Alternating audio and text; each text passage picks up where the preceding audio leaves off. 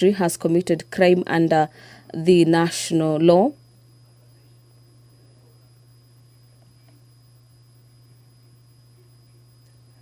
As well as charge number 3 matters to do with gross misconduct. That one, Franklin Mithika Linturi, acting in his role as the Cabinet Secretary responsible for the Ministry of Agriculture and Livestock Development, approved procurement and distribution of fake fertilizer by the National Cereals and Produce Board. In as far as his being a state officer, failed to exercise public trust in the best interest of the people of Kenya, and this amounts to gross misconduct contrary to Section 8 of the Leadership and Integrity Act, Cap 185, subsection C. The CS also failed in his performance of his duties to the best of his ability to carry out the duties of the office efficiently and honestly, and equally that the CS failed to demonstrate professionalism in the carrying out of duties of his office in a manner that maintains public confidence in the integrity of the office, and that amounted to gross misconduct contrary to Section 11A of our Leadership and Integrity Act, Cap 185C.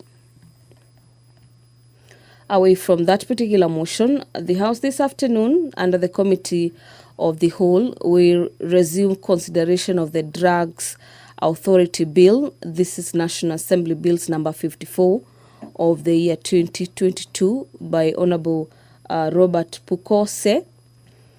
The Land Laws Amendment Bill number 2, National Assembly Bills number 76 of the year 2023 is another bill lined up for consideration this afternoon. Allow me to hand over for the live proceedings of the National Assembly this afternoon, presided over by the Speaker of the National Assembly, Honorable Dr. Moses Wetangula. Enjoy your viewing and good afternoon. Waheshimiwa, tuombe. Ewe Mwenyezi Mungu ambaye kwa hekima na wema wako umetoa nyadhifa za viongozi na mabunge kwa ustawi wa jamii na utawala wa haki wa wanadamu, tukusihi utazame kwa neema nyingi sisi watumishi wako ambao wameridhika kutuita ili tutekeleze shughuli muhimu za jamhuri yetu. Tunakuomba uteremshie baraka zako sisi tuliokutanika hapa, na tujalie tuyatende na kufikiria mambo yote tutakayofikishwa mbele yetu kwa njia ya haki na uaminifu, ili utukufu na sifa zako ziendelezwe, na ili kustawisha amani, ufanisi na heri ya nchi yetu na wale ambao haja zao wamesikabidhi mikononi mwetu. Amen.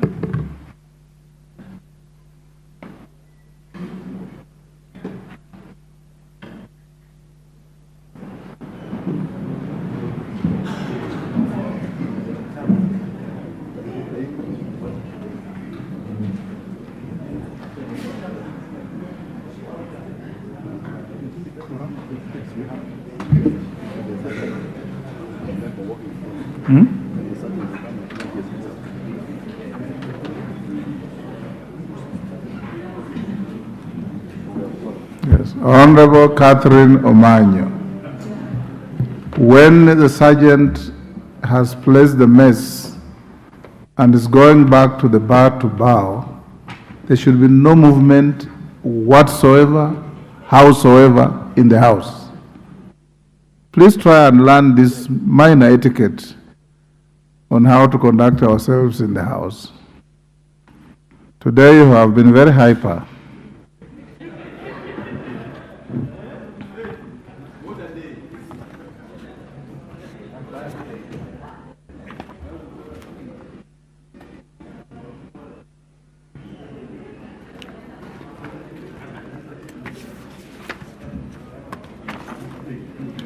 We have quorum, Sergeant.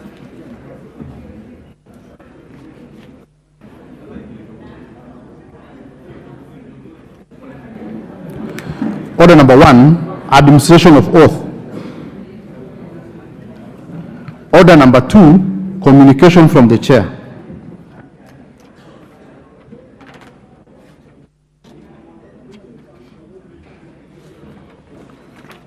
Members on their feet, take your seats.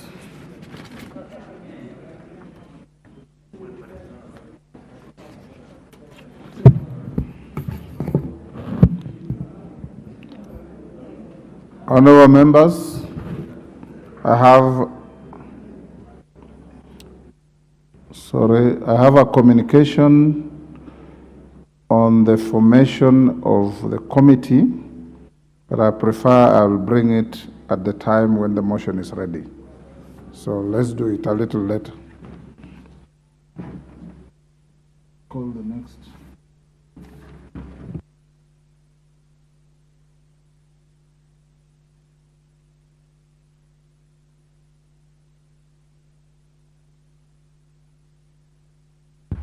I thought I was dealing with the motion of this morning. There is a communication on appointment of members to a mediation committee on the water amendment bill.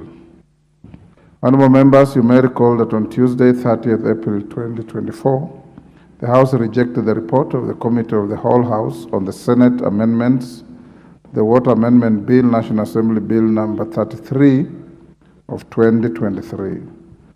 The import of this essentially remits the bill to a mediation committee in line with Article 112(2) of the Constitution and Standing Order 149(1). Article 113 of the Constitution requires that whenever a bill is referred to a mediation committee, the speakers of the Houses of Parliament shall appoint an equal number of members from both houses to attempt to develop a version of the bill for consideration by the Houses of Parliament. In this regard, honorable members, having consulted with the leaders of the majority party and the minority party, I have appointed the following members to represent the National Assembly in the mediation committee to consider the bill: the Honorable Kangoko Bowen MP, the Honorable Maisori Kitayama MP, the Honorable Mudama Stanley MP, the Honorable Dorothy Kiara MP, the Honorable Paul Nzengu MP, the Honorable Hussein Weitan MP, and the Honorable Gertrude Mbeyu MP. Honorable members, the aforementioned members will await the appointment of senators to the mediation committee for the committee to be fully constituted for purposes of commencing the mediation process. Once I receive a message from the Senate to that effect, I will convey the same to the House.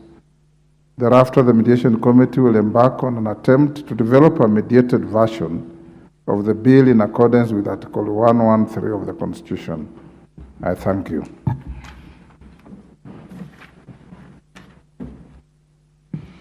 Order number 3, messages.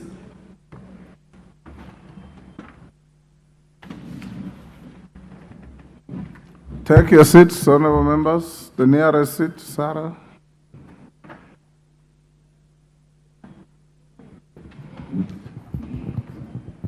Order, honorable member. GK, take the nearest seat. Honorable members, I have a message from His Excellency the President. This is a referral by His Excellency the President of the Penal Code Amendment Bill 2022. Honorable members, you may recall that on 20th March 2023, the National Assembly passed the Penal Code Amendment Bill, National Assembly Bill number 56 of 2022, which was sponsored by the member for Nakuru Town East, the Honorable David Gikaria, MP. The bill sought to repeal sections 182 of the Penal Code, Cap 63. Following its passage, I presented the bill for assent to the President in accordance with the provisions of Article 115 of the Constitution. Honourable members, I wish to convey to the House that I have since received a memorandum from His Excellency the President referring the bill back to the House for reconsideration in accordance with the provisions of Article 115 of the Constitution. In the memorandum, His Excellency the President has expressed reservations on Clause 2 of the bill and notes inter alia that were the bill to be assented to in its present form without offering alternative offences or sanctions, the bill will effectively render certain indecent, immoral, or disruptive public conduct to be acceptable. That the repeal of Section 182 shall encourage the commission of the acts covered under Section 182 and allow persons to freely behave in a disorderly or indecent manner in a public place and conduct themselves in a manner likely to cause a breach of the peace, and that the repeal undermines the credibility of criminal law and may promote public disorder and disobedience. Further, a blanket decriminalization of conduct that a majority considers delinquent undermines the reputation of the law as a reliable moral authority that should be obeyed. Consequently, His Excellency the President recommends deletion of the said clause of the bill, which, as a matter of fact, is the primary content of the bill. Honorable Members, Standing Order 154-2 requires the House to consider the President's reservations within 21 days upon receipt of a memorandum. In this regard, the memorandum from the President now stands committed to the Departmental Committee on Justice and Legal Affairs for consideration. The committee is required to table its report soonest to allow the House to consider the President's reservations within the said timelines. Honorable Members, may I at this point remind the House of the Speaker's communication of 28th July 2015 concerning the consideration of the President's reservations to a bill and amendments thereto. I particularly draw your attention to the guidance that the voting threshold for the passage of amendments proposed by a committee or an individual member that have the effect of fully accommodating the President's reservations is a simple majority as contemplated under Article 122(1) of the Constitution as read together with Article 1152A. On the other hand, an amendment that does not fully accommodate the President's reservations, or indeed one that has the effect of a total override of the President's reservations, including negating his proposed text, would require a two-thirds majority vote. Two-thirds voting threshold to be passed in keeping with the provisions of Article 1154 of the Constitution. In conclusion, honorable members, I hereby direct the clerk to circulate the memorandum from His Excellency the President to all members so that they familiarize themselves with its contents. I thank you. Next.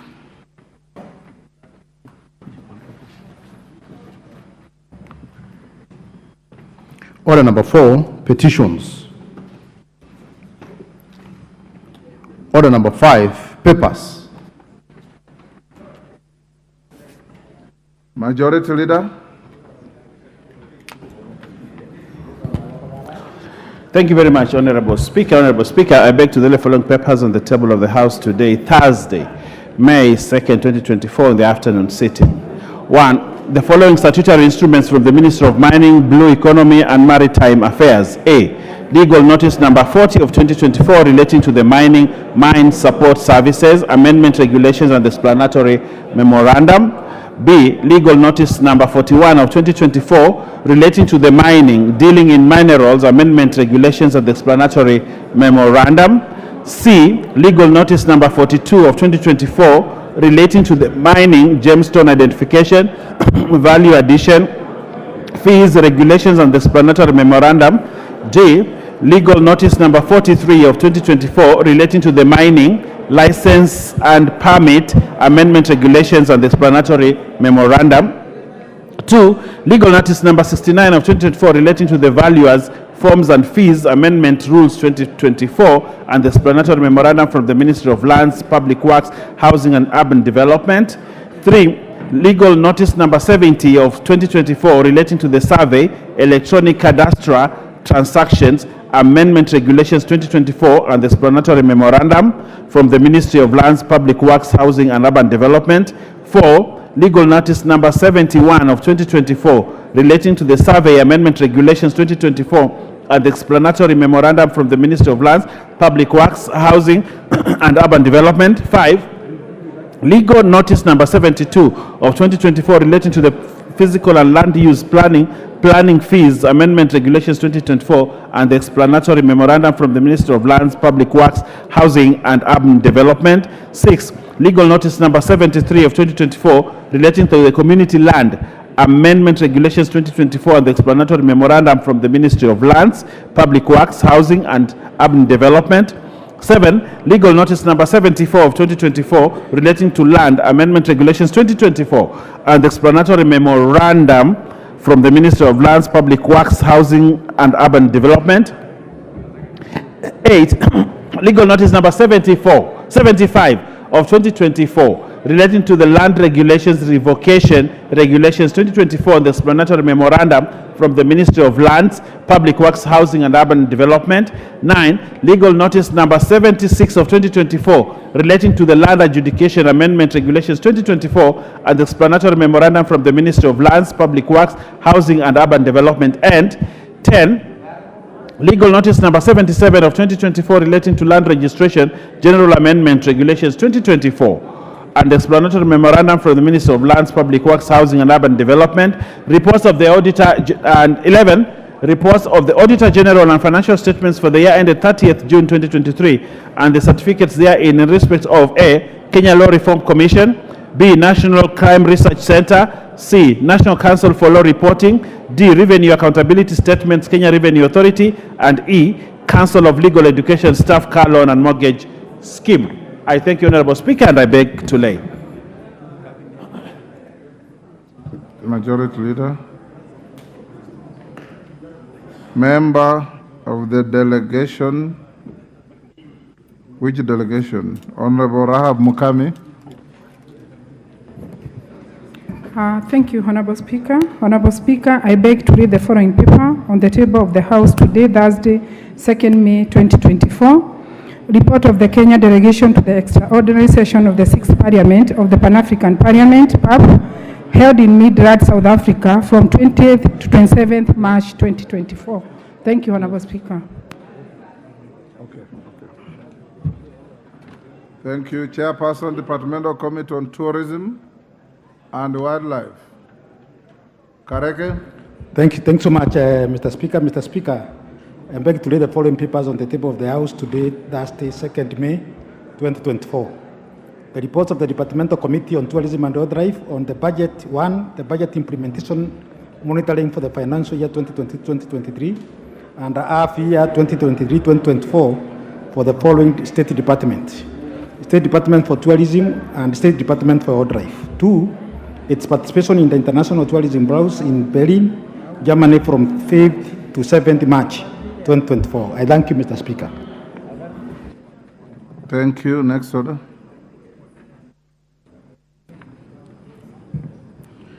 Order number 6, notices of motion.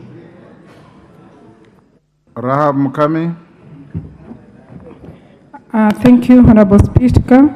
Honorable Speaker, I beg to give notice of the following motion that this House notes the report of the Kenya delegation to the extraordinary session of the 6th Parliament of the Pan-African Parliament, held in Midrand, South Africa from 20th to 27th March 2024, laid on the table of the House on Thursday, 2nd May 2024. Thank you, Honorable Speaker. Mbiuki.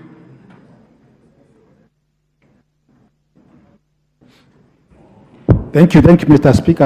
Honorable Speaker, I beg to give the notice of the following motion that 1, this House adopt the report of the Departmental Committee on Tourism and Wildlife on the budget implementation monitoring for financial year 2022-2023 and half year 23-24 for the following state department laid on the table of the House on 2nd May 2024. 1, the State Department of Tourism, and 2, the State Department of Wildlife. I thank you, Mr. Speaker.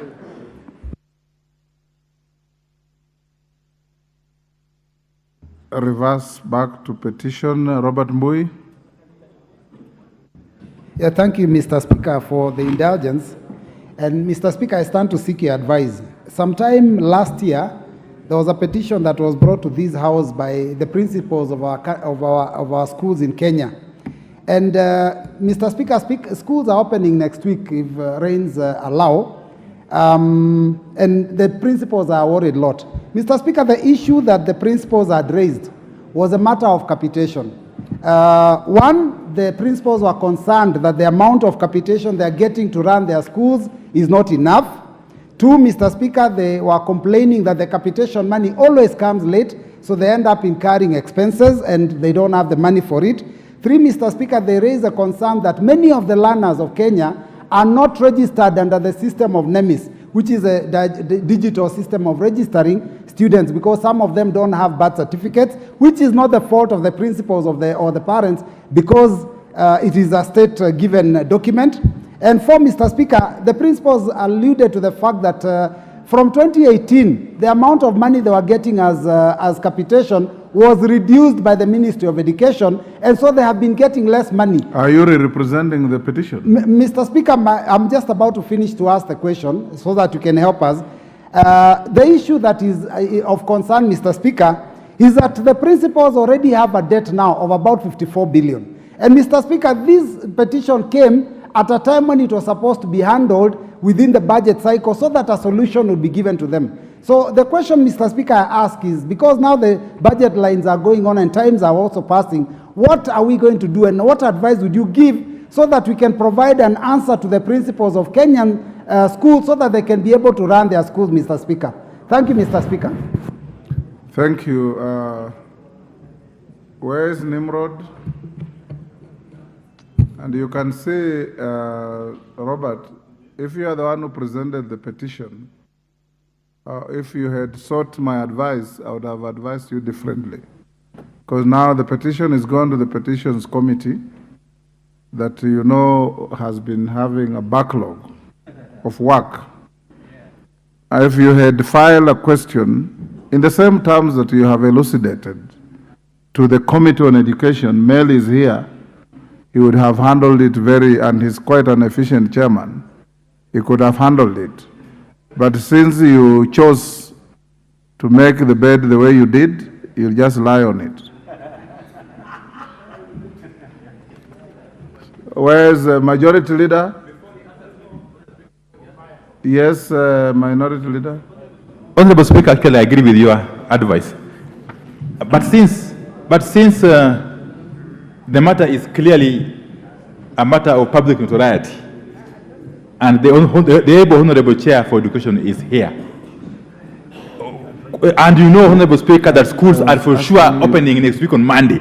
They should have opened actually this week on Monday, but due to the raging floods, the opening of school was postponed by a week. Would it be in order, therefore, Honorable Speaker, to direct from the chair, really, Honorable Meli, to liaise with the relevant ministry, the Ministry of Education, to come up with a definite position on this matter of capitation? Honorable Speaker, schools will not run. There is no money in schools, and the principals are helpless. How do we expect the principals and and school managers to run these schools without money? Without money. That is a matter that is so urgent, Honorable Speaker, that perhaps Honorable Meli could pronounce himself on it, even as we wait for the petition committee to do its work. Thank you, Honorable Speaker. It's inappropriate for me to ask Meli to comment on a matter that is not before his committee. But Meli, if you want to volunteer, remember Equity does not assist volunteers. But if you want to volunteer to help the House, yeah? Mr. Speaker, I'm not volunteering, but I can just give information, Yes. especially on issues concerning that amount of money. Honorable members, I think it was in this House that it is noted in the Education Committee there is always a budget gap of 20 billion on capitation. As Education Committee, we place this before the Budget Committee, Honorable Speaker, that schools have, the government owes schools 9,000 per child in every school. So it is coming to what Honorable Mbuya said. So I tabled it before the Budget Committee, and I think the chair knows it, that they need to fund up to 54 billion, and that is actually in terms of fees arrears. And you know the government is a parent like any other to the schools. So that is where we are. And in the last budget, the Budget Committee actually factored in 2.5 billion, which is a paltry money. So it is good that this issue is brought before the House, and it is the assembly of this House that we actually appropriate monies. Thank you, Honorable Speaker. Majority Leader, you still have to inform the chairman of public petitions to ensure that in the event we'll have any special sitting within the recess period, I'll direct the clerk to list that petition so that it can be dealt with within the context of that special sitting. Thank you, Honorable Speaker. I'm guided, but I can see the Honorable Muriuki, who is here. He's a member of the committee. Who? Muriuki. Which Muriuki? Not Muriuki. But anyway, Chair, Speaker, I will pass. Is there any member of the Public Petitions Committee? So there are here several of them. But it's okay, Honorable Speaker. Yes, I will do. You know your members. I'll do as guided. Yes. Thank you. Try and see what we can do. Next.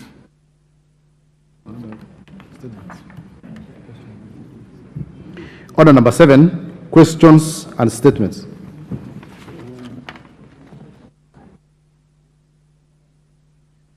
We have several statements, including some that I had approved but are not on the order paper. Those I give the opportunity, try and summarize your statement so that we take as many, because this is the last day of this sitting before you go to long recess. Amina Dika, Tana River County.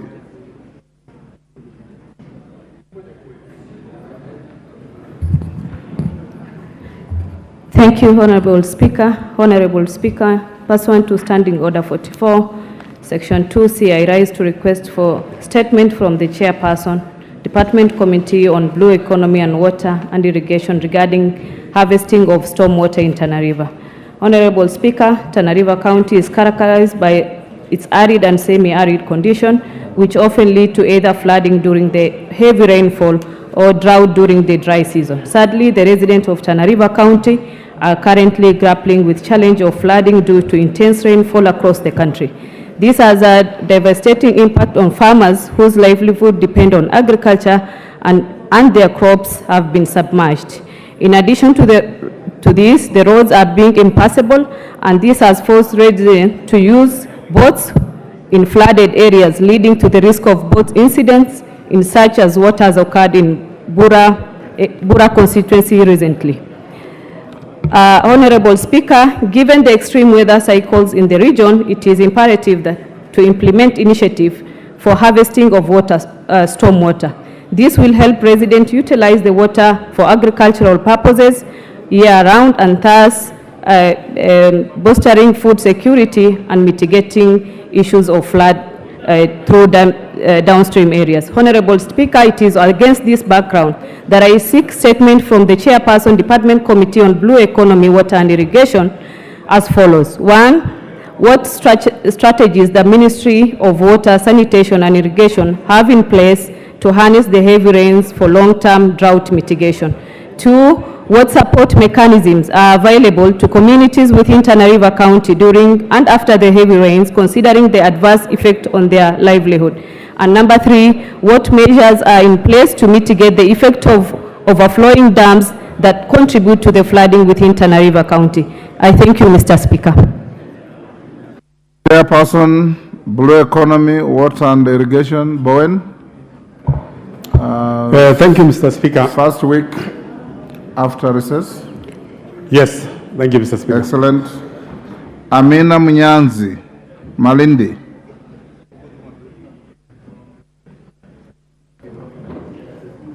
Thank you, Honorable Speaker. Honorable Speaker, pursuant to the provision of Standing Order 44-2C, I wish to request for a statement from the Chairperson of Departmental Committee on Transport and Infrastructure regarding the status of processing and issuance of the seafarer's identity document. Honorable Speaker, in 2022, Kenya ratified the International Labour Organization Seafarer's Identity Document Convention, which requires that all seafarers have the seafarer's identity document. The SID is a document that is carried by all professional seafarers for the purposes of facilitating their mobility, transfer, and transit at maritime borders, and as a part of security requirements of port states. However, there have been grievances reported about the lack of issuance of these crucial documents to Kenyan seafarers, denying them entry into their country, to other countries. The Kenya Maritime Authority was set to roll out the issuance of SID, but this has been delayed and no status update issued on the matter. This puts jobs of thousands of seafarers and crew members working on different shipping lines at risk and is a hurdle to those seeking maritime-related employment opportunities. Honorable Speaker, it is against this background that I request a statement from the chairperson of the Departmental Committee on Transport and Infrastructure on the following. 1. What is the status of the processing and issuance of the seafarer's identity document? How many applications have been received by the Kenya Maritime Authority and number of SIDs issued from 2022 to date? What challenges have hindered the process of seafarer's identity document, and what plans have been put into place to ensure that the processing of the SID is fast-tracked? Thank you, Honorable Speaker. Chair, Transport and Infrastructure. Where's Kariuki? Any member of the Honorable committee? Speaker, I'm present and will be able to provide responses. First week. Yes, first week. After recess. Thank you. Irene Mayaka, nominated. Thank you, Honorable Speaker. Honorable Speaker, pursuant to the provisions of Standing Order 44-2C, I rise to request for a statement from the chairperson of the Departmental Committee on Transport and Infrastructure regarding the state of infrastructure at the Jomo Kenyatta International Airport. Honorable Speaker, Jomo Kenyatta International Airport plays a crucial role as a transit hub for passengers, major airlines, and a significant cargo center for both inbound and outbound goods. Indeed, the airport is among the busiest in Africa, with records indicating that in the financial year 2022-2023, the airport handled close to 8 million passengers and over 300,000 tons of cargo. However, over the past decade, JKIA has faced persistent challenges such as inadequate infrastructural upgrades, power blackouts, and broken facilities, including leaking roofs. Passengers handled at JKIA have also consistently complained of poor customer service at the facility. These issues not only affect the operation efficiency of the airport, but also contribute to the deteriorating passenger experience. Despite the Kenya Airports Authority announcing plans to revamp the facility of the airport, the infrastructural upgrades undertaken so far have often been substandard, leading to the continued dilapidation of JKIA. Honorable Speaker, given the heavy rainfall experienced in the country, flooding at the airport and water leakages have also become a recurrent problem inside Terminal 1C, international departures, and Terminal 1D, domestic departures. Further, the infrastructural upgrade of the terminals have consistently fallen short, exposing passengers to inclement weather conditions during arrivals and departures. Honorable Speaker, it is against this background that I seek a statement from the chairperson of the Departmental Committee on Transport and Infrastructure on the following. A, could the chairperson provide a report on plans to upgrade the infrastructure of the airport? B, state the measures that the Ministry of Roads and Transport has put in place to ensure that the infrastructural upgrade at JKIA are up to standard. And C, steps that the Kenya Airports Authority is taking to collaborate with relevant stakeholders to address reported challenges at JKIA, such as power blackouts. I thank you. GK, first week. First week is okay, Honorable Speaker. Thank you. Now, Tindi Mwale, I'll give you. Thank you, Mr. Speaker. Mr. Speaker, Honorable Speaker, pursuant to the provision of Standing Order 44-2C, I rise to request for a statement from the chairperson of the Departmental Committee on Roads and Transport regarding the potential infringement of the right of privacy by the National Transport and Safety Authority, NTSA. Honorable Speaker, the National Transport and Safety Authority, NTSA, operates in a highly data-oriented environment necessitating access to and use of personal information to fulfill its mandates. However, concerns have been raised by a significant number of Kenyans, particularly those in the car dealership industry, regarding potential data privacy breach on the National Transport and Safety Authority (NTSA) online platform. Regrettably, the NTSA portal does not provide an option for registered organizations to create their own independent accounts This has compelled employees to open accounts on behalf of their companies, with the companies only able to link their data to an already authorized individual account. It is imperative to note that Article 31 of the Constitution guarantees the right of every person to privacy, including the right not to have information relating to their private affairs unnecessarily required or revealed. Honorable Speaker, it is against this background that I seek a statement from the Chairperson, Departmental Committee on Roads and Transport on the following. A, what measures are being taken to address the issue of registered organizations being unable to create or activate independent NTSA accounts to avoid companies only having the option of linking their data to an authorized account? B, what steps have been taken to protect citizens whose accounts are linked to an organization's transaction, given that the company's transaction receipts displays authorized person's details instead of the company's details? That is, the name, telephone number, email address, and identification number. And C, what measures have been established to ensure that account sub-users with limited rights on transaction of major accounts do not intrude into privacy of the authorized person's personal data available on the e-Citizen platform? Thank you, Mr. Speaker. GK. Honorable Speaker, I request you give us up to the second week, before end of second week. Sawa. Thank you, sir. Honorable Namwar, Turkana Central.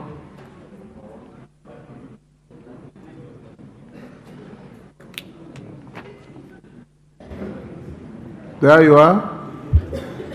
Honorable Speaker, pursuant to the provisions of Standing Order 43, I wish to make a general statement with regard to the alleged claims of the abduction of Mr. Sami Ektela of ID number 32872871 in Lodwar Municipality, Turkana Central. Honorable Speaker, on Tuesday, 30th April 2024, the member for Turkana South, the Honorable Ariko Namoit, MP, requested for a statement from the Chairperson of the Departmental Committee on Administration and Internal Security concerning the alleged abduction of Mr. Sami Ektela, the constituency manager for Turkana South constituency in Lodwar. The member implied that the Minister Sami was abducted, and those in his company were assaulted and lost valuables during the attack. However, I wish to categorically state that investigations have conclusively proven these allegations to be unfounded. It has been determined that the Mr. Sami Ektela was not abducted and the purported incident was a fabrication. Honorable Speaker, as you have consistently ruled, it is a matter of common courtesy for the area member of parliament to be involved in matters concerning their constituency. Unfortunately, I was neither aware of nor consulted regarding this alleged matter. It is regrettable that my colleague from Turkana South chose to advance political interests by exploiting the privileges accorded by this Honorable House and making unsubstantiated claims. To correct the false impression created regarding the security situation in Lodwar, I must underscore that no abduction occurred in Turkana Central. The investigations have conclusively shown that the allegations were baseless. Honorable Speaker, I hereby request that the member for Turkana South, the Honorable John Ariko Namoit, be compelled to retract and apologize to the people of Turkana Central for the false allegations, which have the potential to undermine the peace and security of our region. I also appeal to all my colleagues to refrain from making unfounded claims that could jeopardize the peace and security of our constituencies. I thank you, Honorable Speaker. Member for Turkana South, is he here? He's not here. You'll square out that out of this chamber.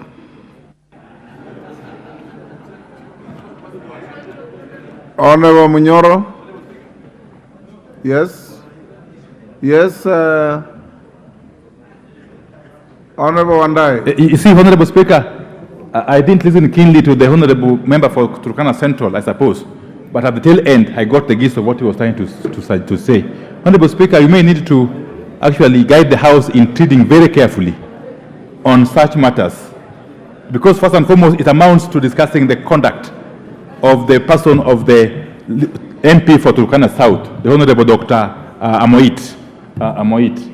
Yeah. Secondly, Honorable Speaker, the Honorable Amoit has had serious challenges in the last couple of days. As a matter of fact, his own personal assistant was abducted. Up to now, we're not sure. That is what he's saying didn't happen. Yes. Yes, and therefore, I would suggest, Honorable Speaker, that the matter concerning Turkana be handled a little bit more cautiously without publicizing the matters in the manner the MP is suggesting. But I think more importantly, Honorable Speaker, if this House could direct the security agencies to move with speed and restore order in Turkana, especially areas around Turkana South and Central, where Lodwar is situated, I believe. Is it Lodwar? Yes. Honorable Speaker, the issues in Turkana may look isolated, but if left unaddressed or unchecked, could actually spiral, could snowball and affect other parts of the country, especially the neighboring counties. Honorable Speaker, thank you. Thank you. Member for Kigumo. Thank you, Honorable Speaker. Honorable Speaker, pursuant to the provisions of Standing Order 44-2C, I rise to request for a statement from the Chairperson of the Departmental Committee on Transport and Infrastructure regarding the status of the Mau Mau roads. Honorable Speaker, the residents of Kigumo constituency in Murang'a County have raised concerns over the delay in the completion of the said roads. The 540-kilometer road traverses Murang'a, Nyandarua, Kiambu, and Nyeri counties and was commissioned to improve transportation, enhance connectivity, promote economic development, and ease access to various areas for residents and businesses. Despite significant investment by the government, the projects appear to have stalled. Notably, the roads have since become impassable due to the ongoing heavy rains, posing a serious threat to the safety and well-being of the residents in the area. Honorable Speaker, the impassable roads have severely impacted businesses in the area, with farmers facing challenges in transporting their produce to the markets, resulting in substantial losses for families dependent on these businesses for their livelihoods. Honorable Speaker, it's against this background that I request for a statement from the Chairperson of the Department Committee on Transport and Infrastructure on the following. 1. Could the Chairperson provide the reasons for the prolonged delay in completing the Mau Mau roads in Kigumo constituency? 2. What plans has the ministry put in place for the resumption and completion of the Mau Mau roads construction in Kigumo constituency? 3. What mitigation measures is the ministry undertaking to ensure that the roads within Kigumo constituency remain passable during this rainy season? And 4, when is the contractor expected to resume construction of the Ikombe, Karinga, Gasharage road? I thank you, Honorable Speaker. GK. Week 2, Honorable Speaker. Okay. So that. Thank you. Saidi Posta Hiribai. Thank you, Mr. Speaker. Some time back, around, to be precise, I think on the 21st of March, I brought a statement here, and that statement was given to the Lands Committee. They were supposed to have come here with a feedback immediately after recess, but that one has not happened up to today. The statement is concerning a dispute on a piece of land. Mr. Speaker, as you know, Tana River is very volatile, and there have been incidences, very ugly incidences before. My people are up in arms, but I managed to talk to them, and they have been waiting for a response from this house. But there's no response up to now. My fear is we are going for recess and it will take about 1 month. It is not surprising that before we come back, there'll be ugly incidences because of this matter. So I stand so that you give me direction on this matter. It was to the Committee of Lands. Yes, it was given to Lands Committee. Nyamoko, is he here? Yes, Chairman Nyamoko. Thank you, Mr. Speaker. Mr. Speaker, we did communicate to the State Department of Lands in respect of the statement which was being sought by the Honorable Said, but we are yet to get the response. Mr. Speaker, I want to give an undertaking that we'll request for a written statement which we will then send to the Honorable Zaid, if that will assist in solving that problem. Okay. Hereby, is that okay? Mr. Speaker, I've been speaking to the chair, and he happens to be a good friend of mine, but my fear is lands matters are very emotive matters at home in Tana River, you know very well, and we'll be coming back after 1 month. My fear is we might end up having problems before we come back to this house.